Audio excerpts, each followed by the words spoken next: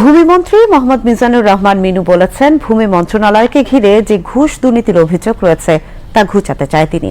অভিযোগ পেলে ব্যবস্থা নেওয়া হবে। আজ সকালে রাজধানীর তেজগাঁও ৭ রাস্তার ভূমি ভবনে নাগরিক ভূমি সেবা কেন্দ্র এবং ভূমি সেবা কল সেন্টার পরিদর্শন শেষে তিনি এসব কথা বলেন। মন্ত্রী বলেন, ভূমি মন্ত্রণালয়কে ঘিরে অতীতের যে নেতিবাচক ধারণা রয়েছে তা তিনি পরিবর্তন করতে চান। ভূমি প্রতিমন্ত্রী ব্যারিস্টার কায়সার কামাল এই সময় উপস্থিত ছিলেন।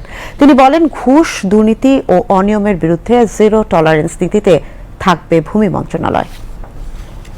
আমাদের প্রিয় নেতা শহীদ প্রেসিডেন্ট জিয়াউর রহমান এদেশের ভূমি ব্যবস্থায় অনেক অবদান রেখেছিলেন। উনি আমাদের মাঝে চলে যাওয়ার পর দেশনেত্রী বেগম খালেদা সরকারের সময় আমাদের বর্তমান মাননীয় প্রাইম মিনিস্টার জনাব তারেক রহমান সাহেবের সুস্পষ্ট নির্দেশ সততা, দক্ষতা এবং জনসেবা সুনিশ্চিত করা।